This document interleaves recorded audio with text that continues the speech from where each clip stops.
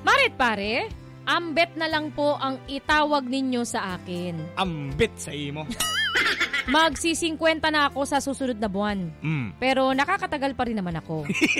Kahit itanong nyo pa sa bagets kong girlfriend.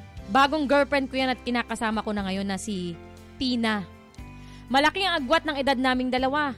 26 lang siya. Agoy, ang laki 26 nga. siya? Oo. Ikaw naman ay? Magsi-50. Agoy. Pero mahal na mahal ko siya. At ramdam ko rin naman na mahal niya ako. Ramdam din naman namin. Kaya lang, galit sa akin ang mga magulang niya. Bakit? Tinakwil siya. At ngayon, nagsasama na kaming dalawa. Alakadiha, agoy. Kaso ang problema, nakokonsensya raw siya at gusto nang umuwi sa kanila. Naku po. Kaya lang, kapag umuwi siya sa kanila, alam ko, magkakahiwalay na kaming dalawa. Wala na akong nagawa, Marit pare. Umuwi na siya sa kanila at hindi pa bumabalik dito sa apartment namin hanggang ngayon. Ano bang dapat kong gawin? Hindi na rin siya nagpaparamdam sa akin. Hay, miss ko na si Tina. Ambet ng Santa Cruz, Manila.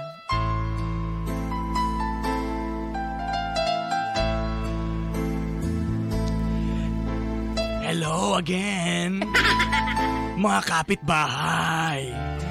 Ito ang inyong Tito Inday. Para ihatid ang pelikulang Nasaan Ka? Nasaan ka na?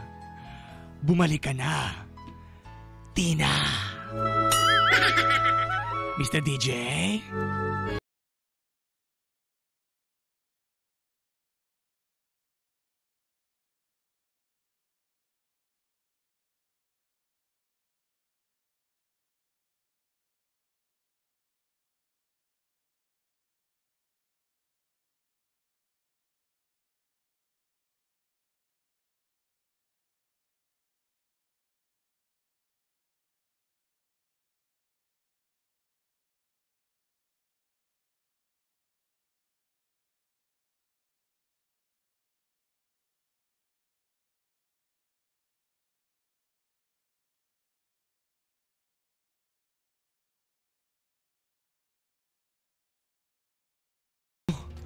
Alam mo naman nga, pinagtabuyan ka na ng mga magulang mo simula nang pinili mong sumama sa akin, di ba? Kasi Tart, nakukonsensya na ako Magulang ko sila.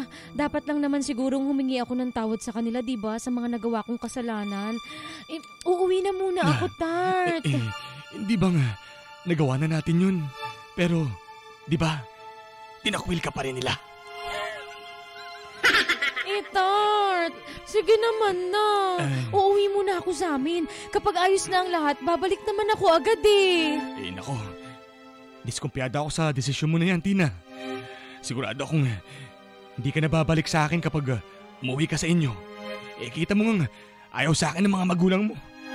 Dahil nga, ang laki ng agwat ng edad ko sa'yo. Tart naman Basta, uuwi na muna ako sa amin, Ambet. Sana naman maintindihan mo ko. Magulang ko pa rin sila, okay? Bukas na bukas, uuwi na ako sa amin. Teka, ano ba? Tina. Ano ba? Ang tanong, babalik ka pa ba? Ayan po si Ambet, the FPJ. Taray mo, John, pare. Doon natatanging pagganap ka, ha? Ang galing mo. Isa pa nga. Babalik ka pa ba? Sige nga, isa nga. Ang tanong, babalik ka pa ba? Erap. Okay, yan po ang pinagdaraanan ni Ambet. Baka may bubunutin siya. Kaya nga, inaabangan kong maglabas. Inaabangan kong bumunot. Inaabangan kong bumunot. Baka may bunutin yun. Napakabang baril niya. Inaabangan kong bumunot at magbitaw ng litanyang hindi ka naaabutin ng sikat ng araw. Ay, nako. Di ka nasisikatan ng araw. Yan pala. O yan, tabayan natin si Ambet, ha? Baka naligaw. Naligaw yun. Ay, talaga naman. Si Ambet na may kinakasamang 26 anyos na umuwi sa magulang niya ngayon at hanggang ngayon ay hindi pa rin bumabalik. Nako, yun ang kinatatakot mo kaya ayaw mo siyang pauwiin sa inyo. Sa kanila, Ambet. Ito si Ambet po ay si 50hin na. Kaya broken hearted si Erap. Si FPJ. Medyo siya, namimiss niya nga na nangungulila siya ngayon dahil hindi nagpaparamdam sa kanya ang kanyang jowa. Ano kaya ang nangyari kay Tina? Damayin naman natin si Ambet kung anong kailangan niyang gawin. Si Ambet ng Santa Cruz, 0977-7915 ang ating text line. Pwede rin po sa aming mga Facebook page, Paring Macho at TJ Mackie on Facebook. Ambet sa imo! Ambet sa kambing na may bangs. Kung ayaw na ni Tina bumalik, palayain mo na siya. Sabi ni Alan Sahol ng Quezon City. Wala tayo bagets pa kasi. Eto Mare, may dumungaw na kapitbahay natin, nakidamay si Doya ng 13 Martires. Ambet, move on ka na lang. Sobrang laki ng agwat ng edad nyo. Baka nga matanda ka pa sa mga parents niya. Oo Grabe nga. ka naman. Ay, hindi malabo pare, no? Baka nga. Tapos, matatanggap mo ba yun? Tetrentahin yung nanay mo. Tapos, o kaya magkasing edad lang sila. Tapos, yun ang asawa ng anak mo. Kaya nga, diba? hindi matanggap ng mga magulang niya. Natatawagin mo sila nga. Mom, Dad, ganon. Maano po, ma'am?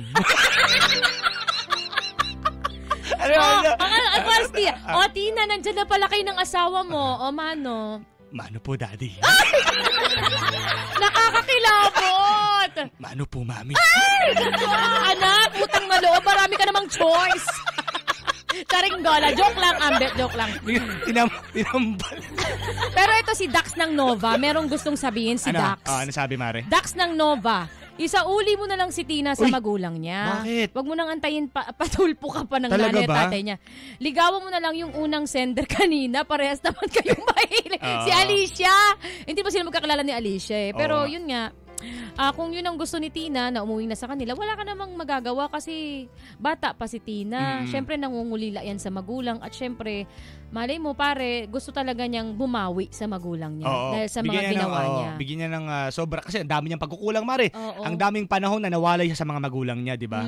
O si paring Darwin, yung diehard pa natin ng Katmon Malabon, bibili sana siya ng halo-halo, pinagpaliban niya muna. Bakit? Para dumamay. Sabi niya, tama lang ginawa siguro ni Tina, Ambet. Hindi talaga kayo para sa isa't isa.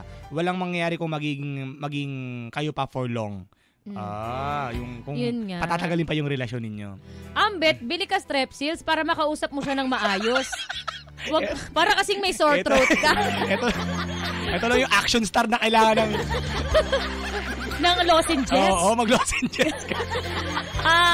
Hayaan mo na siya. Huwag mo na din hadlangan yung magulang niya. Nasa mga magulang niya yun para masaayos yung anak niya. Pag nasa iyo siya kasi parang mapapariwara pa siya.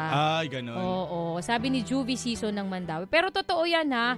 Walang makakapigil talaga kapag yung relasyon ng magulang sa anak pare. Kapag si Tina nangulila sa magulang tas hinanap yung aruga ng magulang na hindi mo naman mabigay, siguro kasi iba pa rin talaga pare kapag nasa poder ka ng magulang mo, hindi ba? Siguro namimiss niya yung ganon, yung aruga ng magulang niya. Tapos na-realize niya rin na mali yung ginawa niya, na nakisama siya sa'yo ng maaga na hindi pa kayo kinakasal. Kaya nga, di ba? Pwede naman siguro, may mga paraan naman. Sa ngayon, pang-unawa muna ang kailangan mo siguro. Mas matanda ka eh. Mas matanda ka, dapat alam mo yan. Pang-unawa muna siguro, tapos, bigyan mo siya ng oras kasi nga, matagal nga naman na panahon na nawala siya sa mga magulang niya dahil pinaglaban niya yung sigaw ng puso niya. Natauhan na siguro pare si Tina. Yan. Natauhan na ganun, si Mare. Ining. Natauhan na si Ining kaya hindi ka na binalikan pa. Bakit hindi mo isurprise? Ano daw? Bakit hindi mo isurprise? Ano? Hapon, respeto! Ngayon, surprise? Aranahin mo. Aba, talaga naman, back to basics. Yan ng kundiman. Baka naman haranan, kumusta ka?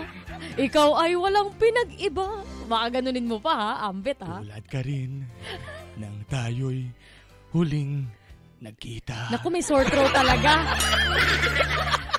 Ang sabi dito, walang helmet kaya nauntog. Kaya nagising, hindi ka na binalikan. Hindi, siguro may na-realize lang talaga si Tina. May napagtanto. Oo. May napagtanto siya na mali ang ginawa niya. Nagising sa isang katotohanan na siya ay nadapa, nagkamali, na dapat sana hindi niya tinalikuran yung mga magulang niya. Kasi nga kung magtatagal siya sa'yo, mukhang, di ba, magiging mas malalim ang sugat at hidwaan. Yun. mo.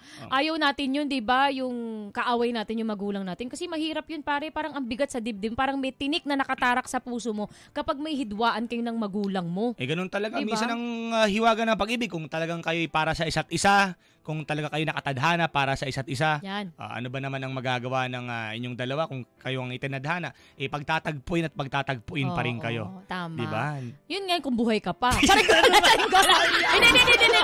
Ambet, ganito na lang. Hayaan mo na muna si Tina habang kasama niya magulang. Baka bumabawi lang. Ngayon, pagka nagkaroon ng pagkakataon mag-usap kayo ng masinsinan at alamin kung ano ang desisyon ninyo sa inyong relasyon. Siyempre, hayaan mo na muna siya mag-isip-isip. Baka kailangan ni Tina nun. Diba, pare? Kaya nga. Reflection ba, ganon? Baka nag-Enchanted Kingdom lang sila. Baka nag-outing kasama yung pamilya. Bumabawi nga, diba? Ikaw naman masyado kang praning. Ay, naku.